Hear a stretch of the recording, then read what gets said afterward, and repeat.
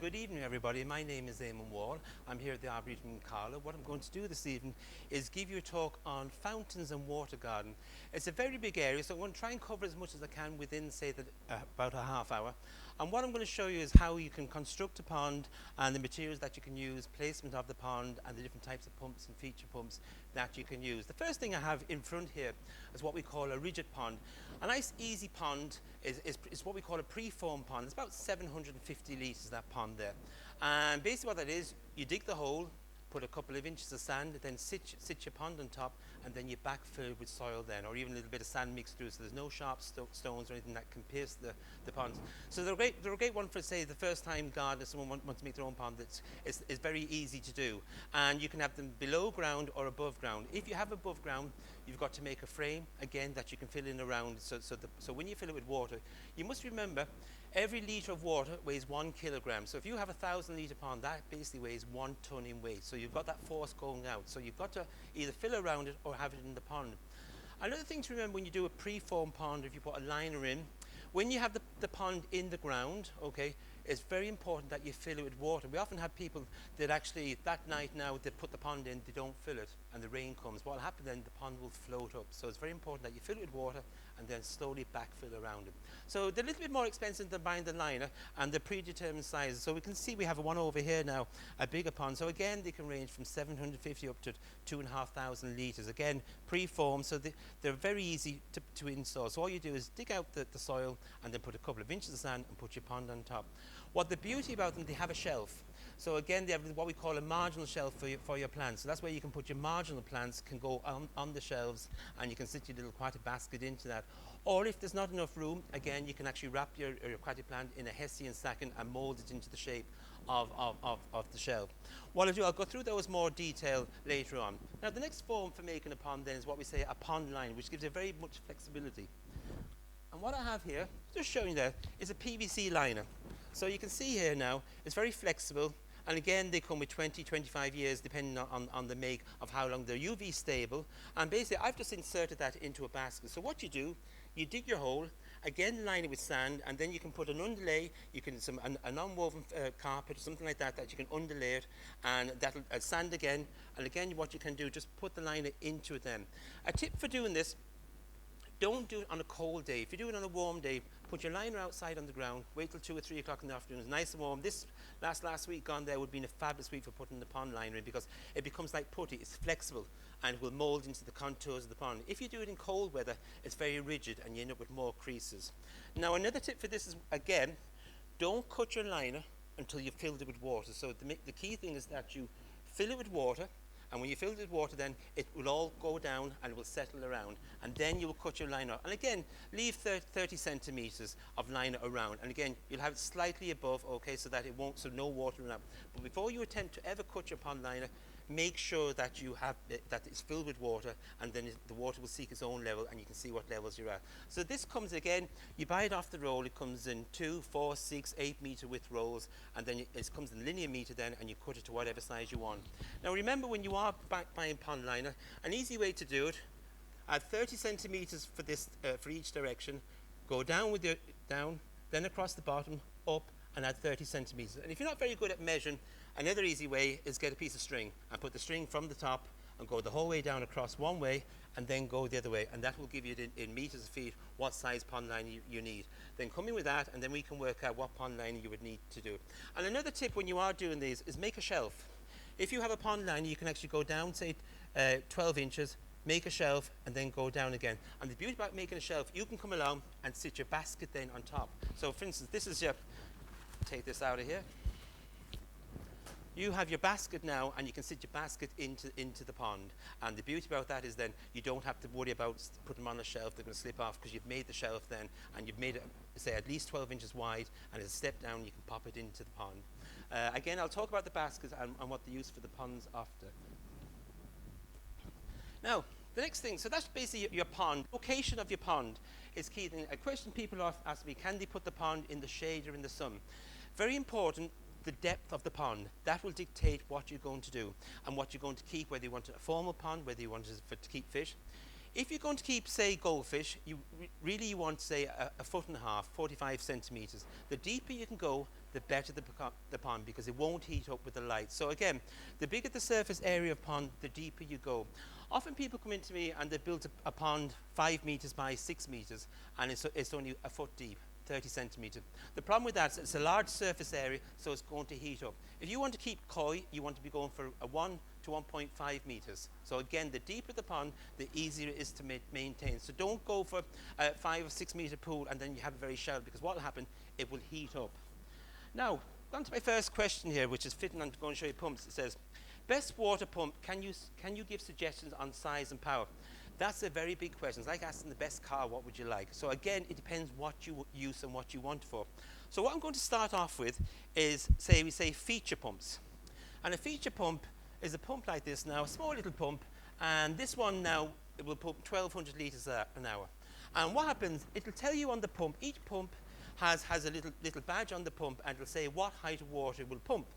But what often is confusing to many people is that if it says it pumps 1.8 meters, when it pumps 1.8 meters up in the air, at the top of 1.8 meters, you'll have very little water because it's pushing up against gravity.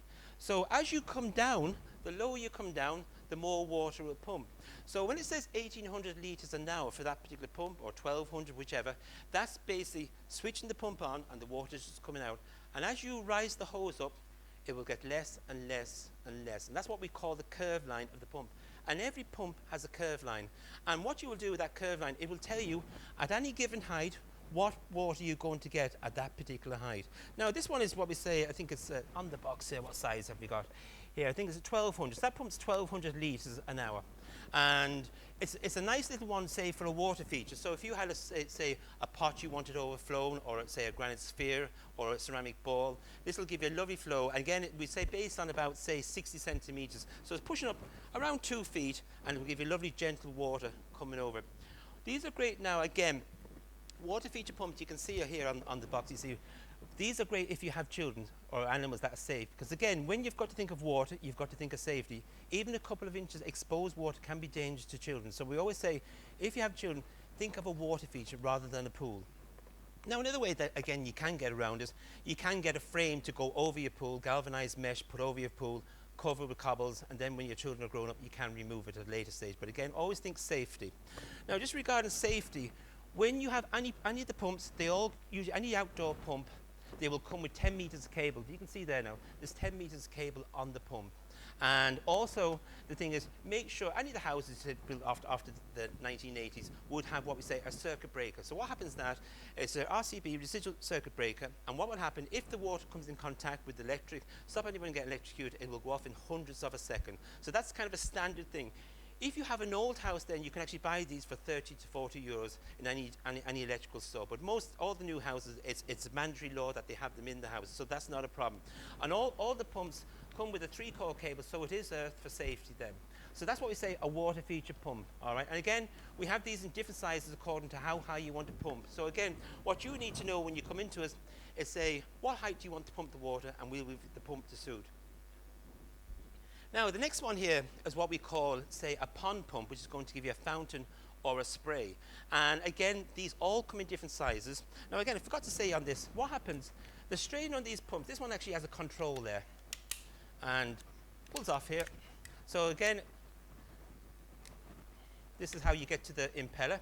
Basically, electrical current is through the motor, causes a resistance with a magnet, and basically that's the little impeller, and that goes round. What can happen with these, if they get calcium build-up, so if you've got hard water, this becomes calcium, and then they can stick. So another tip for them, a good cleaning agent would be just vinegar, just acetic acid, vinegar, pop it in, leave it in overnight, and it will be whistle clean the next morning then. So that's just plain vinegar, and it's very cheap in any of the supermarkets. This goes back on then, says you, always easy when you're looking at it. Now, so that's it back on. That's it. Then you can control the flow up and down with the little dial on the front there, all right? Now, the next one here then, this is what we call a fountain pump. And these are designed to give you pressure. So basically, they can spray nozzles up. I'm going to switch this one over here, and Darren's going to pan in on it there, and you can see what it looks like. Now, we had it turned off there because it's fairly noisy so you can see there now. The rule of thumb, whatever height spray you have, you need at least double the diameter of the pond for the spray. So if you have a 3-foot spray, you should have a 6-foot diameter pond. And basically what that allows, when the spray is up 3 foot, that when the wind catches, it will blow over this way and this way. And if you're in a very exposed or windy spot, instead of, you can go double to 3 times the diameter of the pond. So 3-foot spray, you want to go 6, and if it was very windy exposed, you could go up to 9. And these are all very adjustable, and again, deciding on what height spray you want will be dictated by the size of your pond. Now again, they come with different nozzles. That was what we say a traditional spray.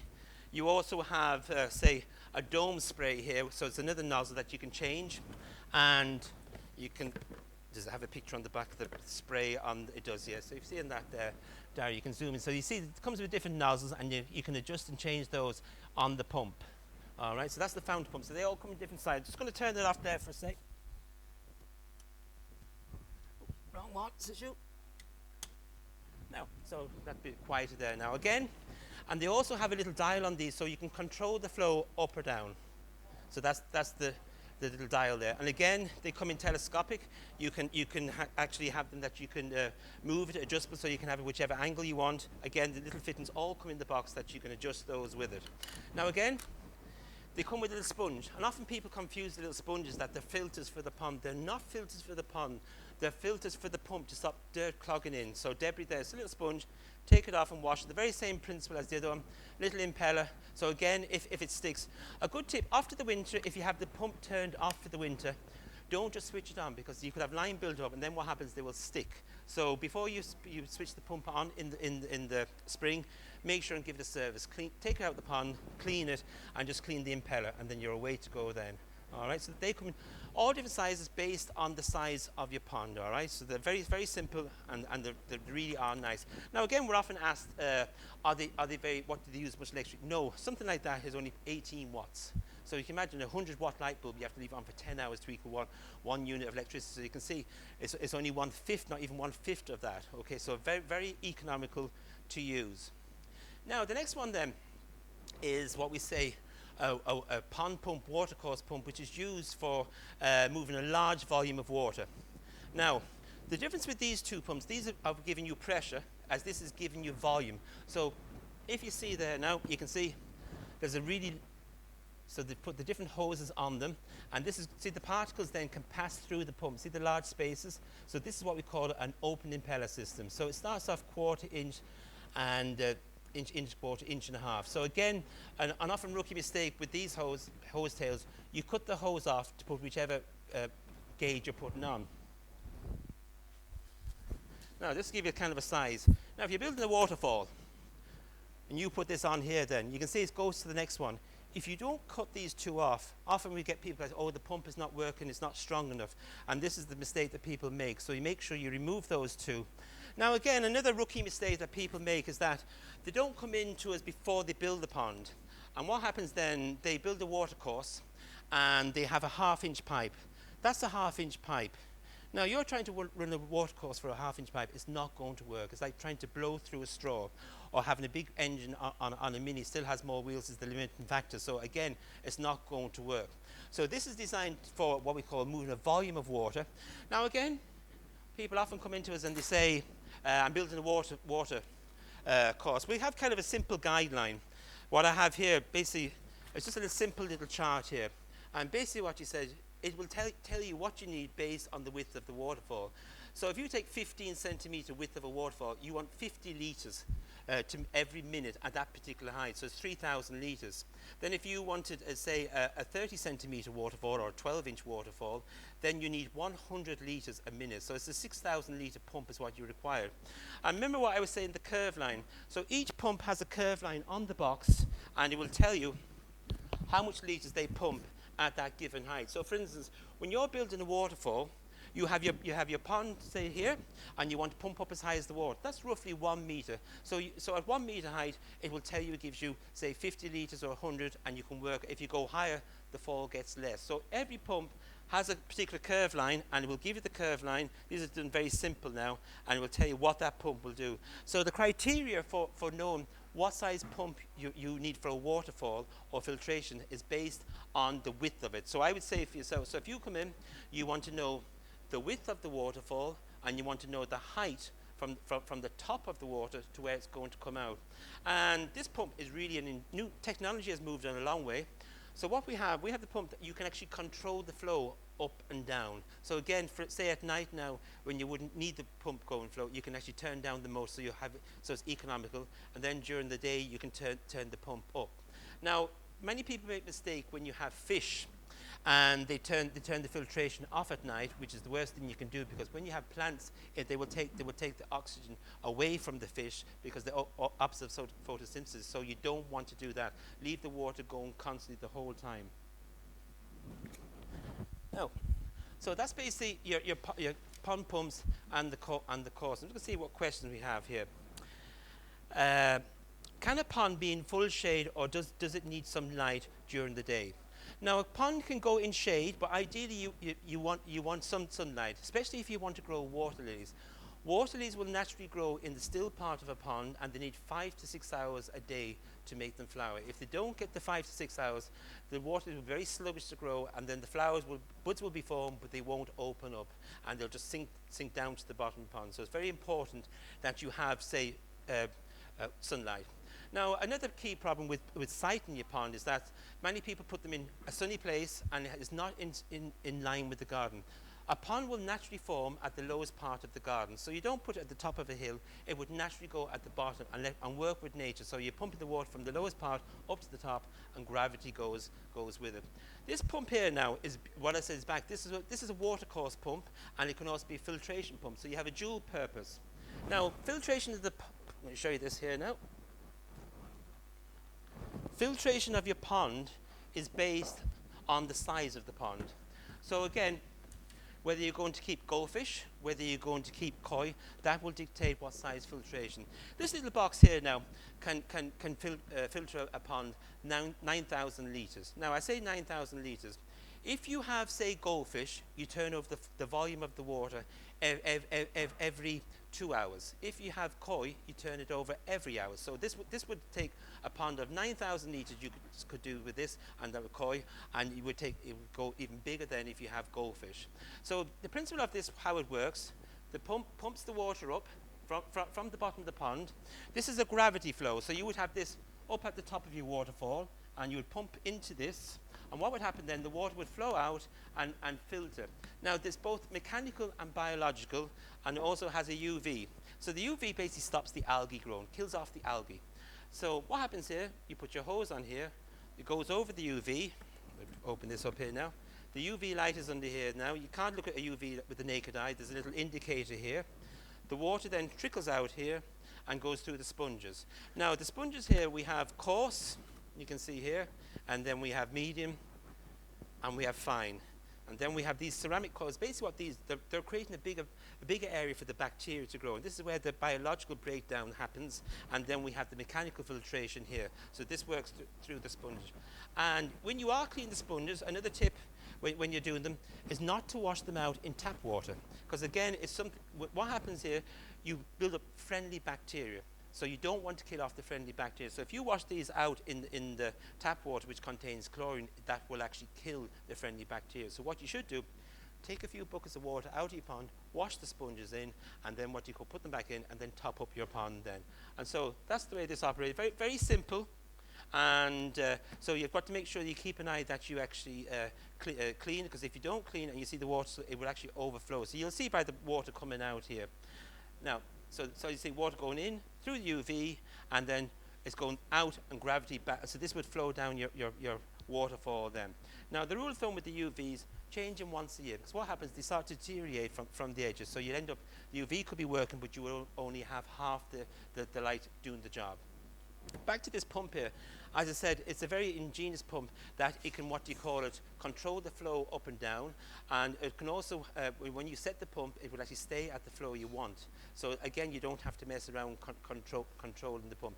Also, what they have then as well, if the pump gets blocked, this will recognize that the water flow is not going through the pump, and it will actually stop the pump, so it won't do any damage. Or also, if something happened and the pump went dry, for instance, something leaked or whatever, it will also stop the pump. So it has a thermal cutout. So there's a very, very ingenious few gadgets on this pump. So again, save you a lot of time. Now again, filtration. Filtration will depend again on if the pond is in sunny, if it's bright, and whether you're using plants. More filtration is required if you have no plants, and if you have plants, then less filtration is required. And again, if you have koi, they will require more filtration. All right, so that's on the filtration.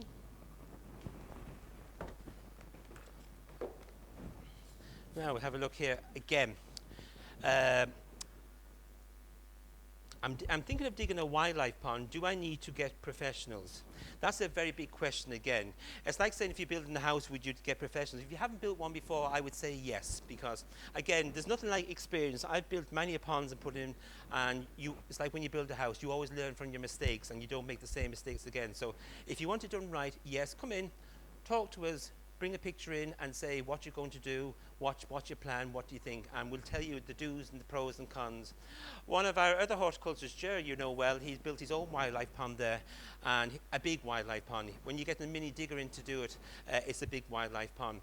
And the question I've been asked again regarding, do I need filter for a wildlife pond? No. Mother Nature looks after filtration, because again, in these controlled environments, you don't have the ponds, you don't have the light levels exactly right, so you have to intervene. But when you build a wildlife pond, it's about getting the balance with say a pump circulating if you can, or let totally wildlife, let the plants do all the clean and filtration for you. Another question says, are there any books you can recommend on ponds where how to install? Any of the, what do you call it, the RHS books. I've got a very good, RHS Wisley do a lovely book on water garden, and it's really detailed. And also another good, if you want basis one, The Plant Expert is a very good book, and they're available in the bookshops. Now, what have we got? Can you recommend plants to prevent algae? That's an interesting one. I say yes. Any plants that you put in the pond will prevent algae. And it's a key thing. The problems that we're always getting is I've got green water. The usual cause of green water is basically too much nutrients in the pond. And the cause of that is the fish producing waste. And if you put the plants in the water, they will take the nutrients out. Now, there is some quick fixes and chemicals and things, but I'd say do it with the plants. Plants come into say 3 or 4 main groups, depending on who's talking about them. So the first one is what we call the oxygenated plants, and this is a Lodiodensa. So basically what this is, I recommend potting this up. You can just throw it into the pond, and this is what we call an oxygenating plant. So again, years ago it used to come with a lead weight on it. If we don't, that's not environmentally friendly lead, so often they come with elastic band, and you just pot that into an aquatic basket. So again, I've got little baskets here like this. You can just pop it into an aquatic basket. And what you do when you use aquatic soil. And so you use aquatic soil. I'm going to show you that at the end, all right, how to pot up a water plant. So they're very easy. Now, so that's what we call, say, the oxygenating plants. Okay, so there's loads of them. So that's a load of dense, load of I'm going to say Myrifolium species, aquaticum. There's lots of different ones again, but there's parrot's feather. Used to be a very popular one now, but it's actually not allowed because it's very invasive. So again, just be aware of those. So this one here is a little, what do you call it, the starwort. It's a little floating plant, and again, it floats on the plant. So again, not all plants that float in the pond are bad. That's going to lead me on to the next question. People are asking, how do they get rid of duckweed? Duckweed is a sign that you've got very high nutrients in your pond. So again, if you put more plants into your pond, they'll take the nutrients out, and the duckweed won't succeed. And what can happen with duckweed? Once temperatures drop below 6 to 8 degrees, they'll actually put little seeds to the bottom of the pond, and what will happen then, they'll come back up in the spring.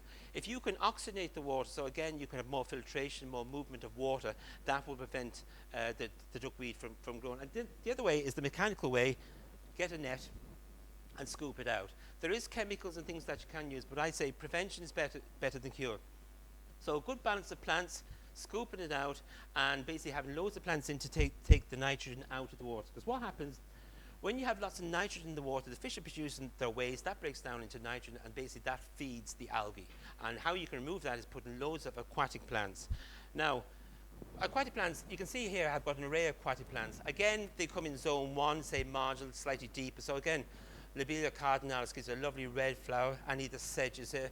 Probably my favorite for filtering the water is the irises. Great, they oxygenate the water, and they put out lovely big roots This is the iris there now, and these will come out through the basket. And when you see all those roots coming out, you know, they're sucking all the nutrients out of it. That's iris pseudochorus. That one is not. That's just the ordinary one. There's the variegatus one there, which is the most. This one here. It's the yellow one then. Or there's iris pseudochorus, which is the flag iris, and it's the most vigorous. And again, plants don't do exactly what they say on the label. You'll often say, oh, put it 4 inches, put it 8 inches. Put them into a aquatic basket, put them into the water, they'll grow. They're not measured, so don't get hung up on the measurements. And again, you have something here for all seedlings. See the lovely grasses there now. Caltha here, and there's Caltha palustres and Caltha plena, which are the double flower ones, the marsh marigold again. So some lovely different, again, so you can actually have flowers going right through all summer long. Again, lovely structures. Now, there was another question that was asked, plants for small ponds. We're often familiar with the bulrushes, which are big. There's Typha minima, which is a small, anytime you see minima, you know it's a dwarf variety. Now, the next one that I'm going to come on to, say a small one then again, is the water lilies.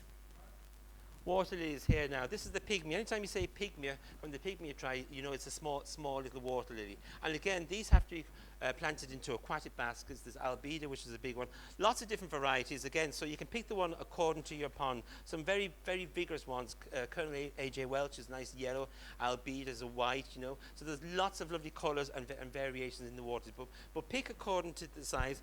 When you pot them into an aquatic basket, when you put them the first year, don't just plunge them to the bottom of the pond. Let them, just say a couple of bricks, put them underneath it, and have the lily pads sitting on the water. Then when they die down in the autumn, then you can move it to the bottom of the pond, and it'll grow up to the correct height. Now, when I say bricks, don't use breeze blocks, because the lime will leach into your pond and cause problems then. Questions are often asked, when can you put goldfish, or how much fish can you put in the pond? Basically, 60 centimeters of fish is for one square meter of pond surface area, and that's kind of a guideline. Doesn't include the fins. So if you have 15 centimeters of a fish without its fins, 4 fish will get for 1 square meter of pond. That's kind of a rough guideline. All right, so that's kind of a question we're asked the whole time.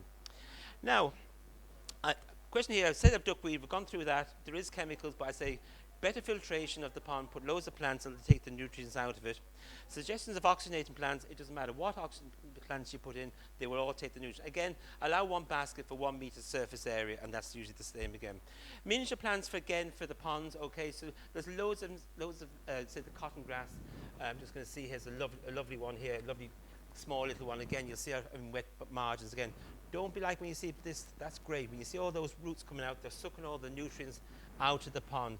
Another one over here now I'm going to get is Joseph's coat. You can see why they call it Joseph's coat. Hortinia cordata.